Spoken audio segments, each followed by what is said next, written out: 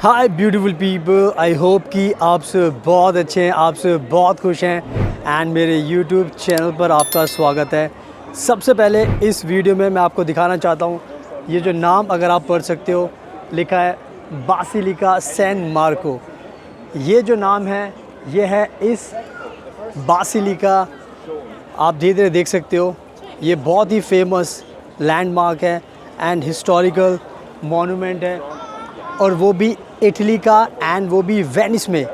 तो इस टाइम मैं खड़ा हूँ वेनिस में, और ये बहुत ही फेमस, मेरे चारों तरफ एक सेंट स्क्वायर, एक बहुत बड़ा अट्रैक्शन है जहाँ पर पूरी दुनिया के लोग आते हैं। और ये सेंट बासिलिका आप हमेशा पढ़ोगे जब भी आप इटली के बारे में जानना चाहोगे, और घूमने का प्लान अगर आपका होगा तो आप इससे बच नहीं सकते।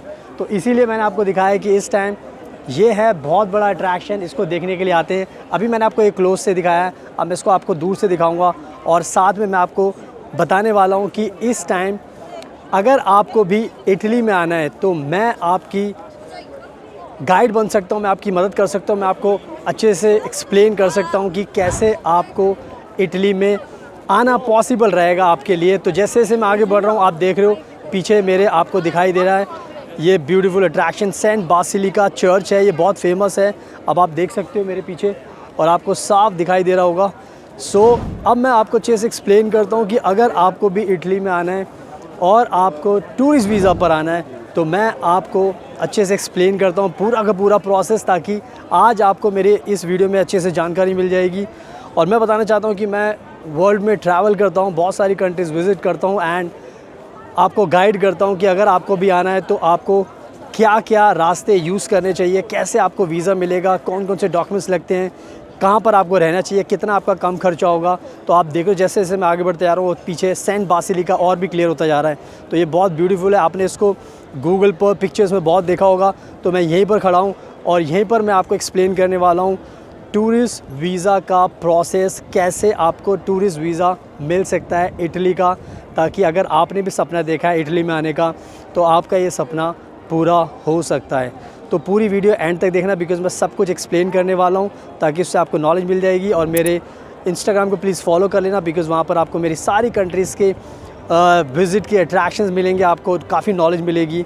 और जैसे मैंने बताया कि अगर आपको वीज़ा चाहिए, tourist visa, visitor visa, business visa और स्टूडेंट वीज़ा, कोई भी वीज़ा आपको चाहिए तो मैं आपको गाइड कर सकता हूँ, आपकी मदद कर सकता हूँ, ताकि जैसे लाइफ़ को मैं एंजॉय करता हूँ वैसे लाइफ़ को आप भी एंजॉय कर सकते हैं। So now without wasting for the time, let's get started. So now अब मैं आपको अच्छे से एक्सप्लेन करता हूँ कि अगर आपको इटली आना है, जैसे मैं आया हूँ, कैसे आप आ सकते हो, क्या क्या वीज़ा का इंपॉर्टेंट प्रोसेस होता है जो आपको जानना ज़रूरी है। तो सबसे पहले अगर आपको इटली आना है और अगर आपको टूरिस्ट वीज़ा लगाना है तो उसके लिए सबसे इंपॉर्टेंट चीज़ होती है कि आपको सबसे पहले अपना पासपोर्ट आपके पास होना चाहिए, और उसकी 6 मंथ्स की वैलिडिटी तो होनी चाहिए, बिकॉज़ टूरिस्ट वीज़ा आपको 30 डेज़ का मिलता है, 90 डेज़ का मिलता है, ज़्यादा भी मिल सकता है सिचुएशन के ऊपर। तो जितना ज़्यादा आपके पास पासपोर्ट में टाइम होगा उतना अच्छा होगा आपके लिए, ताकि आपको बाद में कोई भी दिक्कत नहीं होगी। तो पहली चीज़ ये इंपॉर्टेंट है, पासपोर्ट होना चाहिए। दूसरी जो इंपॉर्टेंट चीज़ है, मैं चलते चलते बात करता रहूँगा और आपको दिखाता भी रहूँगा। जो दूसरी चीज़ है वो ये है कवर लेटर। आपको हमेशा ध्यान रखना है कि अगर आपको टूरिस्ट वीज़ा चाहिए, गारंटी के साथ चाहिए, तो आपको एक कवर लेटर बनाना पड़ता है, और उस कवर लेटर में आपको अपने बारे में बताना पड़ता है। उसमें आपको अच्छे से लिखना पड़ता है कि आप क्यों इटली आना चाहते हो, आप क्या खुद करते हो और कितने दिन तक रहोगे, क्या प्लान है, कब वापस जाओगे। तो सारी की सारी चीज़ें उसमें एक्सप्लेन करनी होती है, ताकि वीज़ा ऑफिसर को एक आपके बारे में ओवरव्यू मिल जाए कि आप एक एप्लीकेंट हो और आप आना चाहते हो और आपका ये पूरा का पूरा बैकग्राउंड है। तो ये सारी की सारी चीज़ें आपको उसमें लिखनी होती है। और कवर लेटर में कोई भी दिक्कत आती है तो हम भी ये कवर लेटर आपके लिए लिख सकते हैं, क्योंकि हमें एक्सपीरियंस है, हमें पता होता है कि क्या क्या चीज़ उसमें लिखनी ज़रूरी होती है, तो उसमें हम आपकी मदद कर सकते हैं। पहली चीज़ ये हो गई। दूसरी चीज़ जो सबसे इम्पॉर्टेंट होती है वो होती है कि आपको अपना एक आइटिनरी बनानी पड़ती है। आइटिनरी सुन के लोगों को थोड़ा कन्फ्यूजन हो जाता है।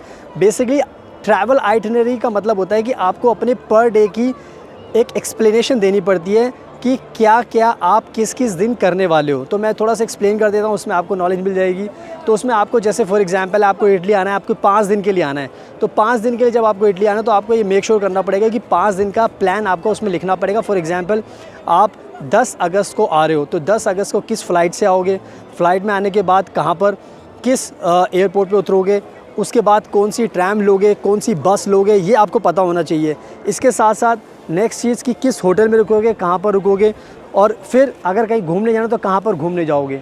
तो पर डे के हिसाब से आपको बताना पड़ता ताकि वीज़ा ऑफिसर को समझ में आ जाए कि इनको नॉलेज है इटली के बारे में, इन्होंने सब पढ़ लिया है, इनको समझ में आ गया है कि इनको पूरे 5 दिन के अंदर क्या क्या एक्टिविटी करनी है। तो ये इस तरीके से एक्सप्लेन करना होता है। तो आइटनरी आपको बनानी पड़ेगी। अगर फिर वही वाली बात कोई दिक्कत आई तो आप हमें भी कॉन्टैक्ट कर सकते हो।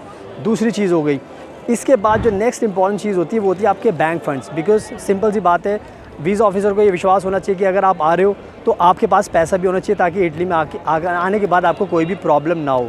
तो इसमें आपको ध्यान रखना पड़ेगा कि 1 लाख रुपए से ज़्यादा बैलेंस तो आपके पास होना चाहिए। और 1 लाख रुपए से ज़्यादा बैलेंस आपके पास है आपके सेविंग अकाउंट में तो बहुत अच्छी बात है। अगर आप बिज़नेस करते हो तो उसके हिसाब से आपको दिखाना पड़ेगा। सैलरी अकाउंट है तो उसके हिसाब से आपको दिखाना पड़ेगा। तो सेविंग आपको इतनी दिखानी पड़ेगी ताकि आपको वीज़ा मिलने में आसानी रहे। तो ये जितने भी पॉइंट्स मैंने बताए इनका आपको ध्यान रखना है। एंड नो अब बात कर लेते हैं कि आपको नेक्स्ट चीज़ होती है आपके अकोमोडेशन के बारे में आपको एक्सप्लेन करना पड़ता है। अकोमोडेशन का मतलब हो गया कि आप इटली में आओगे तो किस होटल में रुकोगे या फिर किसी हॉस्टल में रुकोगे, कहीं पर भी आप रुकोगे तो आपको उसका एड्रेस देना पड़ेगा और आपको उसका प्रूफ भी देना पड़ेगा कि कितने दिन तक आप रहोगे, तो उसकी बुकिंग आपको दिखानी पड़ेगी। तो ये भी कहीं ना कहीं बहुत इंपॉर्टेंट होता है। और इसमें आपको ध्यान रखना चाहिए कि आपको पेमेंट करके कोई बुकिंग नहीं करनी। बहुत सारे लोग अपना पैसा वेस्ट कर देते हैं, तो वो चीज़ आपको बिल्कुल भी नहीं करनी क्योंकि उससे आपका काफ़ी पैसा वेस्ट होगा। तो मैं नहीं चाहता कि आपका पैसा वेस्ट हो। तो सिंपल सी बात है कि अगर आपको सिर्फ बुकिंग करनी है, उसकी पेमेंट नहीं करनी, तो उसके लिए हम आपको गाइड कर सकते हैं कैसे आप अपने पैसे बचा सकते हो। तो होटल बुकिंग की भी आपको ज़रूरत पड़ती है। उसके साथ साथ जो नेक्स्ट इंपॉर्टेंट चीज़ होती है वो होती है कि आपको हेल्थ इंश्योरेंस भी दिखाना पड़ता है क्योंकि जितने भी दिनों के लिए आप इटली आ रहे हो तो आपको दिखाना पड़ेगा कि आपने हेल्थ इंश्योरेंस बुक कर लिया है। और अगर आपको कोई दिक्कत होती है तो आपके पास हेल्थ इंश्योरेंस है तो आपको कोई भी दिक्कत नहीं होगी, बिकॉज़ हेल्थ इंश्योरेंस बहुत ज़्यादा इंपॉर्टेंट होता है। तो इसका भी आपको ध्यान रखना है। इसके अलावा जो नेक्स्ट इंपॉर्टेंट चीज़ होती है वो होती है कि आपको जो ऑनलाइन फॉर्म होता है, एप्लीकेशन फॉर्म, वो आपको अच्छे से भरना आना चाहिए क्योंकि उसमें भी बहुत सारे लोग गलती करते हैं जिसकी वजह से वीज़ा भी रिजेक्ट हो जाता है। तो एप्लीकेशन फॉर्म्स भी भरने बहुत ज़रूरी है। तो मोटा मोटा अगर ये सारी की सारी चीज़ें आप अच्छे से कर लेते हो तो आपको वीज़ा मिलने में आसानी होती है। तो वही बात है कि अगर आपने सब मैनेज कर ली, जो भी मैंने आपको चीज़ें बताई हैं, तो आपको वीज़ा मिल सकता है। और मेरी तरह आप भी इटली में आ सकते हो। मैं वेनिस में हूँ, आप भी वेनिस आ सकते हो, रोम जा सकते हो, कहीं पर भी जा सकते हो। पूरा इटली आपका होगा। तो आपको पूरा प्लान बताना पड़ेगा। तो इस तरीके से आपका सपना आने का साकार हो सकता है। तो इन सब बातों का आपको ध्यान रखना है। सुनाओ, आई होप कि मैंने बहुत अच्छे तरीके से सब कुछ आपको समझा दिया है। तो बस अब आपको इटली आना आसान है। आपको कुछ नहीं करना, जो मैंने बातें बताई उसका ध्यान रखना है। अगर आप ये सारी चीज़ें कर लोगे तो आपको वीज़ा मिल जाएगा।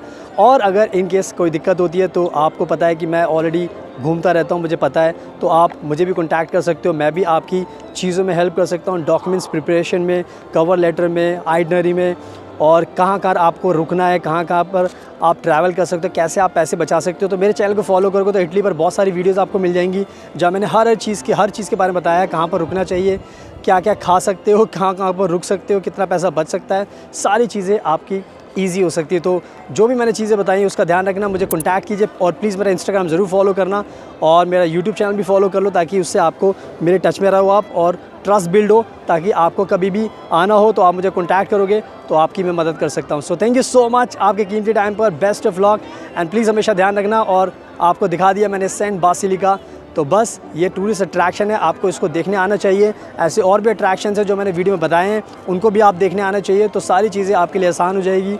सो अपना ध्यान रखिए। Thank you so much.